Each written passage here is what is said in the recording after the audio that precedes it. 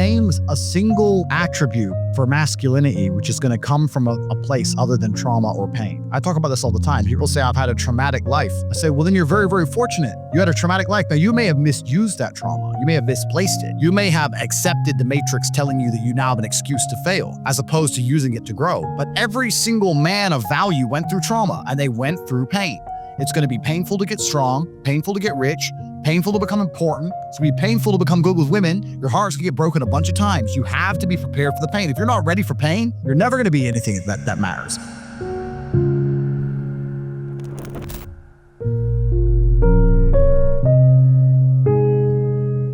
My kickboxing coach used to say to me, I used to come in the gym, say, what do you hate the most? And I say, I hate running.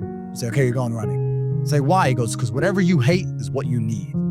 Whatever you hate is what you need. I want to spar, bag work, pads, no problem. Running, I didn't want to run, but that's what you need. And that's what life's about. You're not going to be able to go through life avoiding pain and also becoming a man of quality. You need to find something you're afraid of, find something that could hurt you, and go do it. If you cannot control your own mind, then you are just a feather in the wind of life.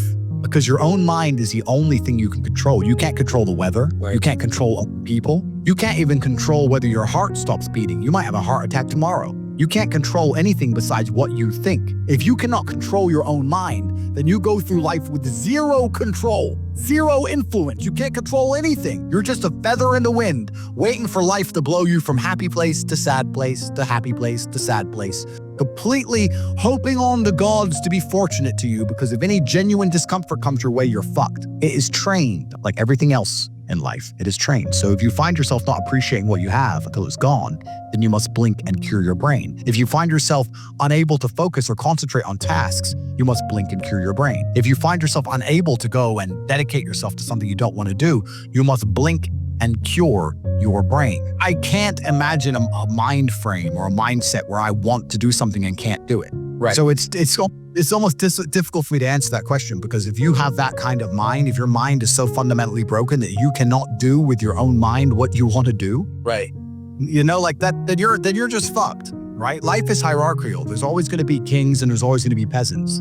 If you have a mind that you can't control, then you're never going to be a king. You're going to be a peasant. That's your life. You have a peasant's life ahead of you, and that's your destiny. Enjoy. All right? There's always been peasants. That's life. But I believe that, the most important thing you can do as a man is to gain control of your mind. Once you have control of your mind, life is so ridiculously easy. It's so ridiculously easy. It's so easy to be in. People say to me, Tate, you're in good shape, but all you do is drink vodka and travel the world. You're never even home. You never even have a gym. How do you do it? It's ridiculously easy if you control your mind. If I decide to do 1,000 push-ups, I'll do them. Maybe I have to do them one at a time. Maybe I'll get tired. Maybe I need a break. I'm going to do 1,000 because I said I'm going to do 1,000. It's not fucking hard. Everyone knows what they're supposed to do. Once you control your mind, it's easy, right? Getting over a breakup with that bitch. You miss that girl, you're upset, you miss her with all your heart, da-da-da. But once you realize she's gone, if you control your mind, she's gone now. She's gone now, gonna miss her. That's a shame. Off to the gym. What would each of you tell your 17-year-old self?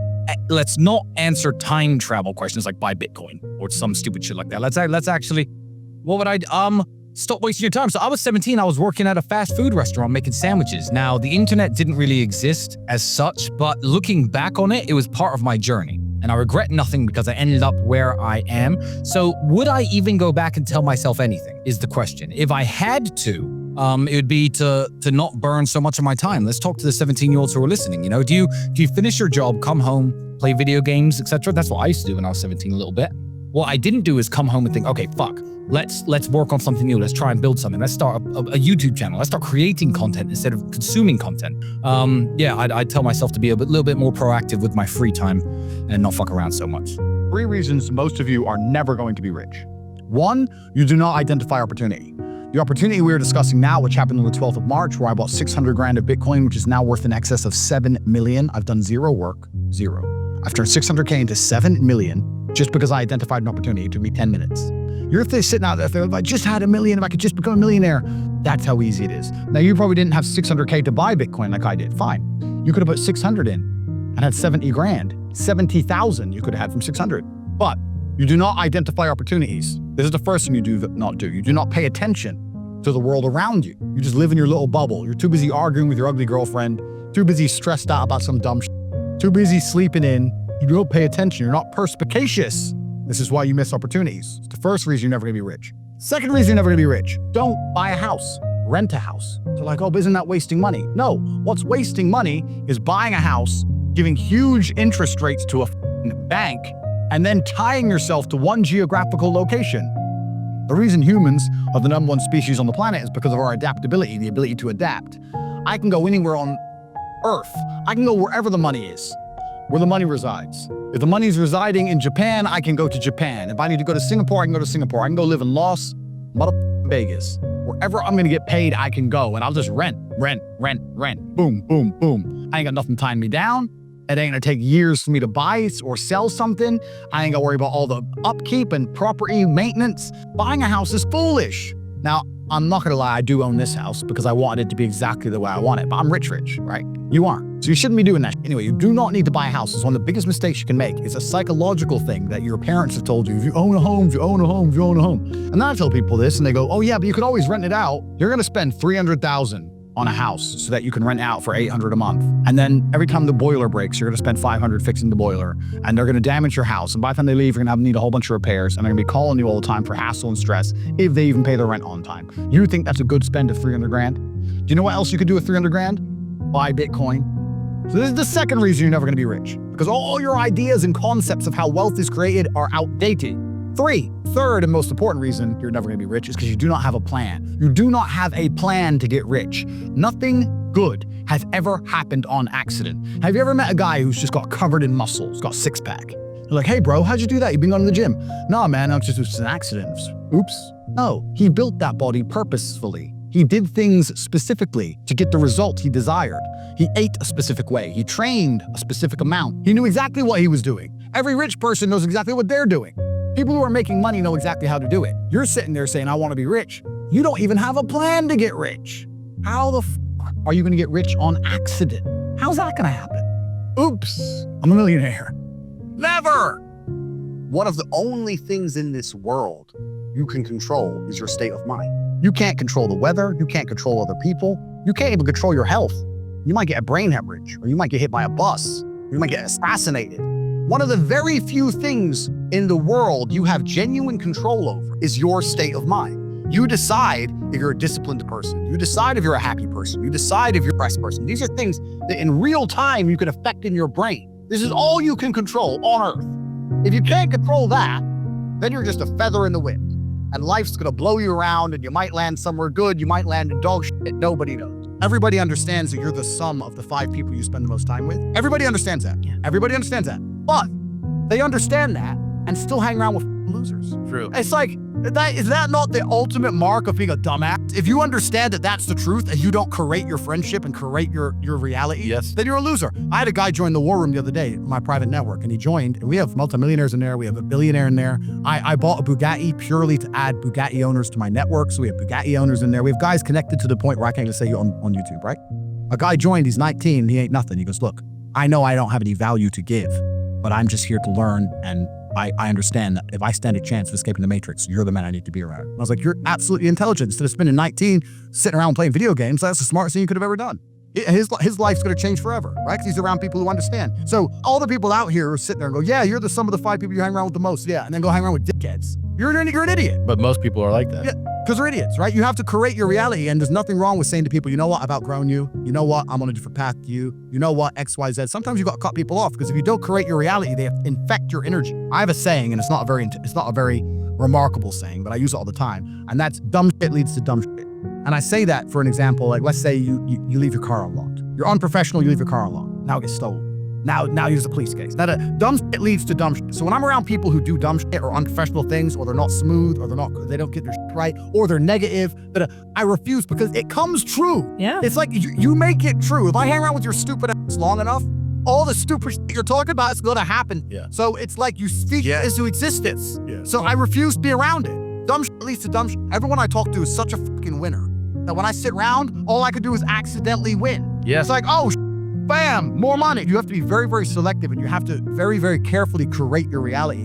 And that's why I created the War Room, because it's a global network, but you have to be global and you have to be online nowadays, because if you're a normal dude living a normal life, you're never gonna meet winners in day-to-day life. Yeah. Because because they're all slaves. So you have to find that guy in Singapore who's a winner, those two guys in Dubai who's a winner, one in London. Like, it's hard now. Yeah. It's getting harder and harder.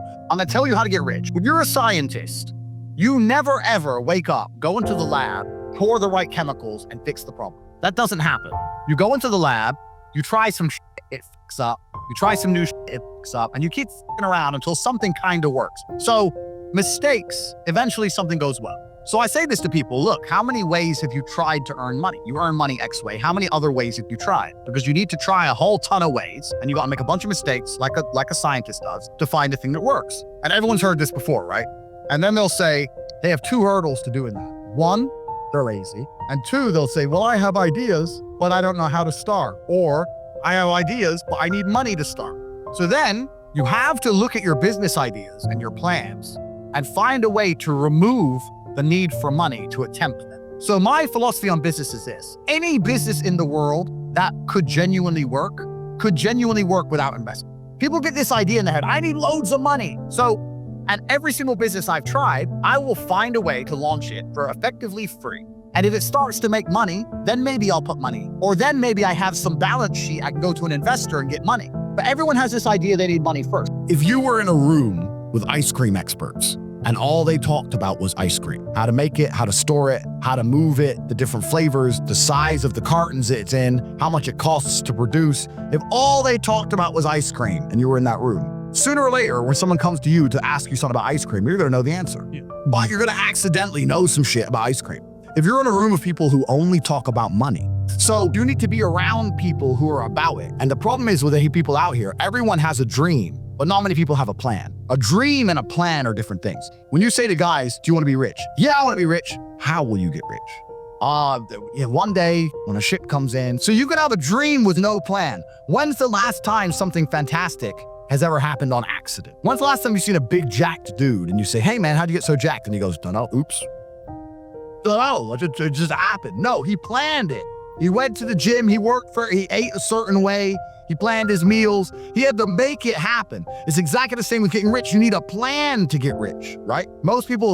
Everyone out there has a dream, but very few people have a plan. Yep. If you're surrounded by people who have a plan to get rich, and you provide value to them in some way, because they're not going to drag you up if you ain't doing nothing, because that's what friendship is. Friendship is value exchange. Yeah. If you provide value to them, sooner or later, you're going to begin to make money. Let me tell you something. When I was broke, and like I said, I have a bunch of money now. I was broke. This is not like I was broke, but from like a middle-class family. I was broke, single mother, public government housing, no car. I had to run to the gym, broke. When I was flat broke, the only of my friends I'd sit around and talk to were my friends who would talk about money. The guys would sit and talk about video games or sit around and talk about football. I wouldn't hang around with them. I only used to sit and talk to my friends, talk about money. None of us had any money, right? But if we walked into a coffee shop and we bought coffee, we would then sit there over our coffee and analyze, how did this coffee shop make us give them our money? Because that's what's happened. We've given our money to this coffee shop. Why? Did we really want coffee? Where is it located? Is it a convenient location? Is it because of the brand of the coffee? Is it because the waitress is cute? Why are we in this particular coffee shop? Why didn't we go to that one? Why are we in this one? If we were to open up a coffee shop next door, how could we outcompete this one? What's the rent for this place? What's the margin on a cup of coffee? Everyone in here's a man. If you notice, everyone in here's a man in a business suit. Why is the person serving not a hot girl? Why is it a guy? Do they sell sandwiches? Do they sell cake? Like, start to actually think about the money. And then if you do that every single time you spend money on anything, you're gonna end up realizing there's tons of gaps. There's gaps in the market everywhere. You'll start to sit there and go, you know what? I could open up a coffee shop right next door to this fucking coffee shop. Change this, and this, and murder this place. But people don't think about it. People just give their money away all day, and it never even crosses their mind about how they were convinced to give their money away.